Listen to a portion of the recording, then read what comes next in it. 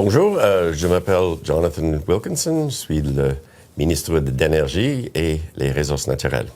Bonjour, mon nom est Stephen Guilbeault et je suis le ministre de l'Environnement et des Changements climatiques.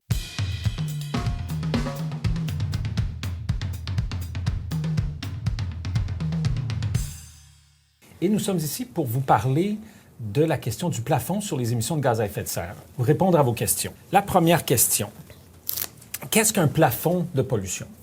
En fait, ce qu'on cherche à faire avec ça, c'est de nous assurer que le secteur du pétrole et du gaz fasse sa juste part en matière de réduction des émissions de gaz à effet de serre en utilisant la réglementation pour plafonner les émissions. Donc, ce n'est pas...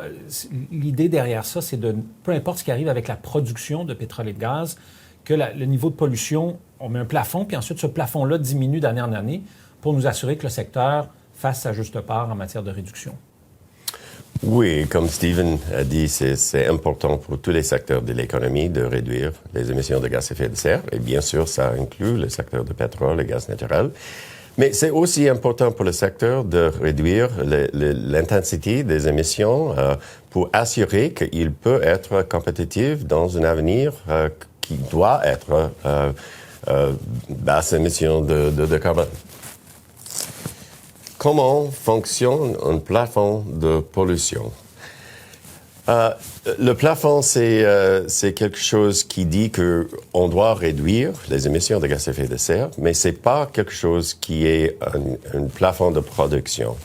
Nous voulons voir les émissions de méthane, par exemple, et les émissions qui viennent des sables de bitumineux, d'être réduits dans une manière qui est possible techniquement. Et c'est encore important que le secteur de pétrole fasse leur partie. En fait, le département de Jonathan et le mien ont travaillé ensemble pendant des mois, notamment avec l'industrie également, pour voir qu'est-ce qui est techniquement faisable dans le secteur en termes de réduction des émissions de gaz à effet de serre. Et alors que la production pourrait augmenter, mais la pollution, elle, va diminuer. Et on voit ça dans plein d'autres secteurs. L'électricité, par exemple, la quantité d'électricité produite augmente, alors que les émissions de gaz à effet de serre au cours des dernières années ont diminué de façon très, très, très importante. Donc, c'est le même genre de principe qu'on va appliquer au secteur du pétrole et du gaz. Un plafond de pollution est-il un plafond de production? Bien, je pense que vous aurez compris, avec ce que Jonathan et moi, on vous a dit, que c'est pas le cas. Alors, de toute façon, la production de ressources naturelles, l'utilisation de ressources naturelles, c'est de juridiction provinciale. Mais là où la Cour suprême du Canada a dit que le gouvernement fédéral pouvait et même avait un rôle à jouer, c'est sur la pollution. Et c'est exactement là-dessus qu'on va concentrer nos efforts. Jonathan parlait tout à l'heure du méthane. On a déjà une réglementation pour réduire le méthane dans le secteur du pétrole et du gaz. On travaille sur une nouvelle réglementation d'ici 2030 qui sera l'une des plus exigeantes sur la planète. Au moins 75 de réduction des émissions de méthane d'ici 2030. Alors ça, c'est une façon que le secteur peut réduire sa pollution et sans que ça affecte la production.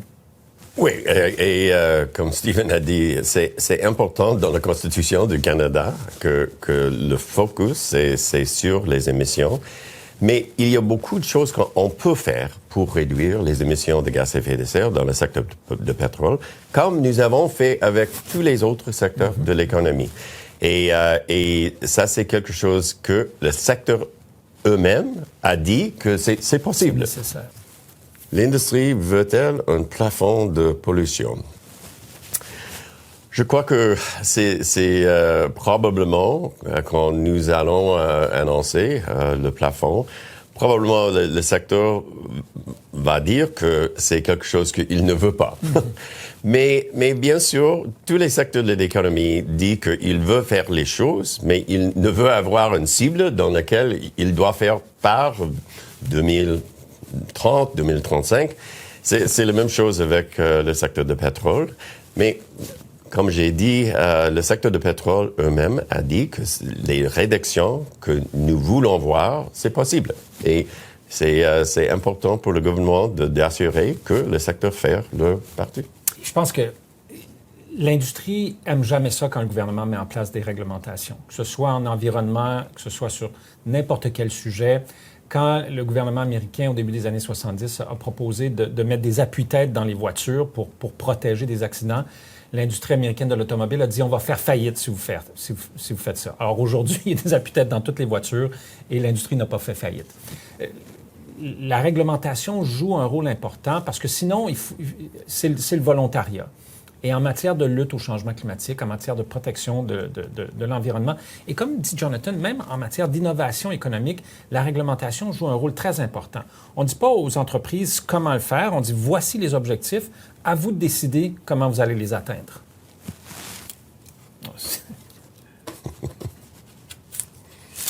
Pourquoi les politiciens conservateurs ne soutiennent-ils pas un plafond sur les émissions? C'est une excellente question.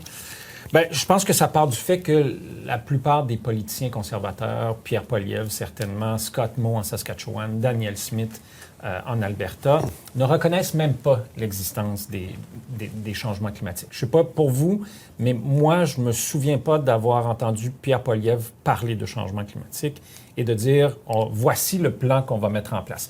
Ce qui n'a pas toujours été le cas. Les conservateurs ont déjà été très progressistes sur ces questions-là. Pensez à Brian Mulroney, pensez au ministre de l'Environnement qui a été Jean Charest ou Lucien Bouchard, qui ont fait beaucoup de choses en environnement, notamment sur les changements climatiques. Mais là, on fait face à une classe de politiciens qui ne reconnaît même pas la réalité des changements climatiques. C'est difficile de savoir si M. Poilievre croit que le changement climatique est réel. Il parle rien, il dit rien du tout sur le sujet du changement climatique. Et il dit rien du tout que l'importance du changement climatique. Et ça, c'est quelque chose qui est très difficile de comprendre. Ouais. Mais aussi, nous avons Premier Moe, Premier Smith, qui dit qu'il croit dans la réalité du changement climatique, mais il fait presque rien du tout.